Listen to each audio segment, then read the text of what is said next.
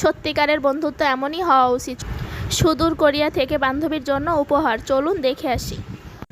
আসসালামু আলাইকুম everyone, welcome back to my channel Nazim Keya vlog. নতুন আরও একটি লাইফস্টাইল ভ্লগে আপনাদেরকে ওয়েলকাম করছি। কাছে দূরে যে যেখান থেকে আজকের ভিডিওটি দেখছেন, আশা করছি আল্লাহর অশেষ রহমতে ভালো আছেন, সুস্থ আছেন। আলহামদুলিল্লাহ, আমরাও ভালো আছি। আজকের ভিডিওটা ছিল এপ্রিলের 2 তারিখ মঙ্গলবার। এই ভিডিওটা আপুদের বাসায় থাকতে করা ছিল বেশ কিছুদিন আগের। এখন তো আমার ভিডিও দিতে একটু লেট হয়ে যাচ্ছে, তা আপনাদের সাথে আবার ভিডিও শেয়ার করার চেষ্টা করব। কালকে তো ঈদের মাঝে আমি চেষ্টা করব ঈদ ভ্লগটা শেয়ার করার। তা এখন আমার আপু একটা পার্সেল আনবক্সিং করছে। তা আপুর বান্ধবী কোরিয়া থাকে, সে আপুর জন্য গিফট পাঠাইছে, তা সেটা এখন আনবক্সিং করছে। তা আপুর বান্ধবীর বাসা আমাদের এখান থেকে অনেক দূরে, এজন্য সে আসতে পারেনি, তাই পার্সেলটা কুরিয়ার করে পাঠাই দিচ্ছে। দেশে আসার পর থেকে অনেকের বাচ্চাগুলো অনেক অসুস্থ হয়ে যায়। বিদেশের বাচ্চারা দেশে আসলে এখানকার পরিবেশটা মানিয়ে নিতে একটু সময় লাগে, বেশিরভাগ সব অসুস্থ হয়ে পড়ে। যার কারণে আপুর বান্ধবীর বাবুটাও অসুস্থ হয়ে পড়ছিল, তাই ওরা আর আসতে পারেনি। আমার মেয়েটাও খুব অসুস্থ, বাসায় আসার পর থেকে সে ঠান্ডা কাশি জ্বর কিছু খায় না, তার নিয়ে খুব ব্যস্ত আছি। তো সবাই দোয়া করবেন।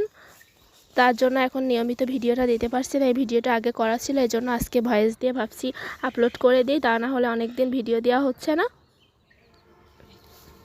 তো এখন আমরা বিকালবেলা মাঠের দিকে আসছি, পেঁয়াজি আলুর চপ বেগুনি এগুলো কিনতে যাচ্ছিলাম। তো পাশে একটা মাঠ ছিল, এখানে আসছিলাম এই ফুলগুলো দেখে।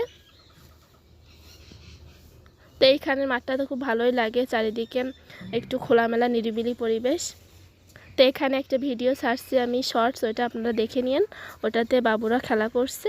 তো এখানে একটা পাখি, এটা ছিল শালিক পাখি, রাস্তায় বাইকের সাথে অ্যাক্সিডেন্ট করে মারা গেছে আমাদের সামনেই। তাই দেখতে আসলাম যে আসলে বেঁচে আছে কি, দেখছি না, যখন তখনই মারা গেছে। তো এই পাশে একটা মানুষ এসে ফেলাই দিয়ে গেছে।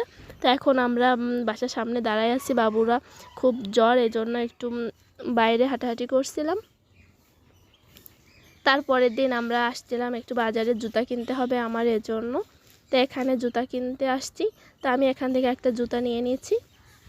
তা আপনাদের সাথে তো শেয়ার করে দিয়েছি শর্টস ভিডিও, তো ভিডিওটা এখনও শেয়ার করা হয়নি, তো আজকে একটু শেয়ার করে দিলাম। তো বাবুর জন্য আজকে জুতাটা নিয়ে নিব।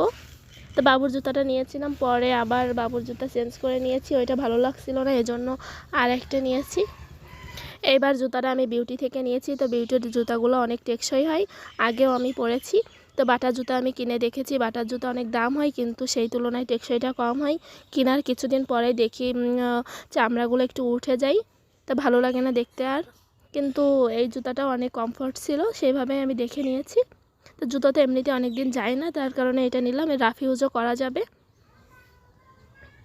তো এই যে আমি একটা জুতা নিয়ে নিয়েছি। এখন আমরা বাবুর জুতা কিনে তারপরে রাতে বাসায় চলে আসছিলাম। আমরা গিয়েছিলাম অনেকটা দেরি করেই, তারপরে বাবুরা অসুস্থ, তো এই জন্য তাড়াতাড়ি চলে আসছি।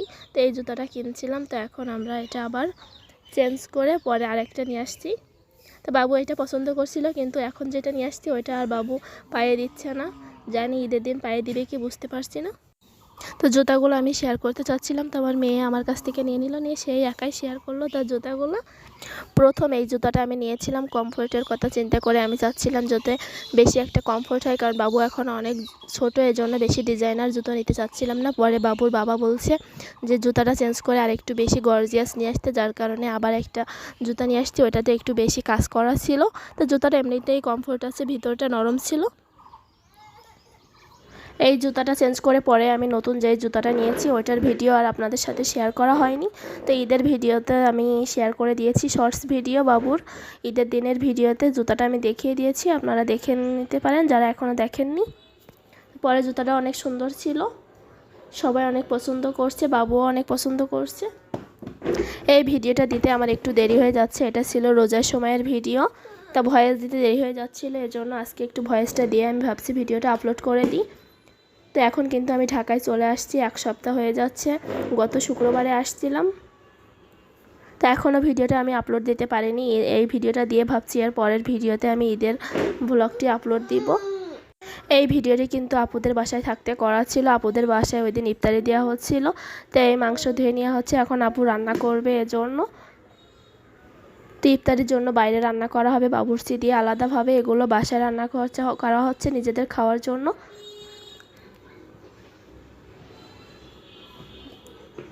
তো মাংসটা কিন্তু রান্নাটা অনেক মজা হয়েছিল। তো এটা দুপুরের আগে তাড়াতাড়ি রান্না করে নেওয়া হচ্ছে। পরে বাবুর্চি এসে বাইরে বড় হাঁড়িতে ইফতারির জন্য রান্না করবে খিচুড়ি আর গরুর মাংস। ইফতারির আয়োজনের কিছু ভিডিও আপনাদের সাথে শেয়ার করে দিব। তো ভিডিওগুলো আমি করে নিই, তোয়া আমাকে করে এনে দিয়েছিল, তো সেগুলো আমি আপনাদের সাথে শেয়ার করে দিব। তো এখন মিষ্টি কুমড়া কেটে নিচ্ছে আপু, বীজগুলো বের করে নিচ্ছে, কারণ এই মিষ্টি কুমড়ার বীজটা কিন্তু অনেক বেশি পুষ্টিকর। তাই এখন মিষ্টি কুমড়ার বীজগুলো বের করে নিচ্ছিল। একটা বড় একটা মিষ্টি কুমড়া নিয়ে আসছিলো খিচুড়ির ভিতরে দিবে এজন্য। তো এটা আমি আগে দেখিনি, এখন দেখছি যে খিচুড়িতেও মিষ্টি কুমড়ো দেওয়া হয়, কিন্তু খিচুড়িটা কিন্তু খেতে ভালোই লাগছিল। তারপরে এই যে বাবুর্চির যে হেল্প করবে খালা চলে আসছে, সব কিছু কেটে কুটে রেডি করে নিচ্ছে। তো এখানে মনে হয় টমেটোও দিয়েছিল, তো আমি এগুলো দেখিনি, এই টাইমটাতে আমি ঘুমাচ্ছিলাম। তো আমার ফোনটা নিয়ে ভিডিও করে নিয়ে আসছিল। তো এখন সব কিছু কেটে কুটে রেডি করে নিবে, তারপরে বাবুর্চি এসে রান্না করে দিয়ে যাবে। ঢাকাতে থেকে যে জিনিসটা সব থেকে বেশি মিস করি সেটা হলো ইফতারির সময়টা। এই ঢাকাতে আসার পর থেকে 5-6 বছর ধরে কোনো ইফতারিতে এভাবে আমার থাকা হয় না, সব সময় ইফতারির পরেই যাওয়া হয়, এজন্য এগুলো আর পাই না, কিন্তু এগুলো খুব মিস করি। তো বাসায় এরকম কত রান্না করি, কিন্তু ইফতারির মতো এই সময়টা রান্নাটার মতো যেন লাগে না। তারপরে এগুলো বিকালের দিকে এখানে খাবারগুলো প্যাকিং করা হচ্ছে গ্রামে দেওয়ার জন্য, আর মসজিদে যেগুলো দেওয়া হবে সেগুলো হাঁড়িতে করেই দেওয়া হবে, আর এই প্যাকিং করাগুলো গ্রামে বাড়িতে দেওয়া হবে যারা রোজা আছে তাদের জন্য। তো এই আজকে কিন্তু অনেক বেশি গরম ছিল, এজন্য আমরা বাইরে বসেছিলাম সবাই।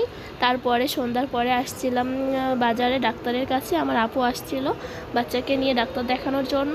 তারপরে আমরা বাজারে একটু ঘোরাঘুরি করছিলাম, তারপরে বাসায় চলে গিয়ে আসছিলাম। বাবু কান্নাকাটি করছিল, বাবুকে রেখে আসছিলাম এজন্য। পরে বাবুকে নিয়ে আবার বাজারে আসছিলাম, বাজার থেকে আরেকটু কিছু কেনাকাটা করে তারপরে আমরা বাসায় চলে গিয়েছিলাম। আর এই যে তোয়া কেলে দিয়ে গাজর বানাচ্ছিল, তাই আমি আপনাদের সাথে একটু শেয়ার করে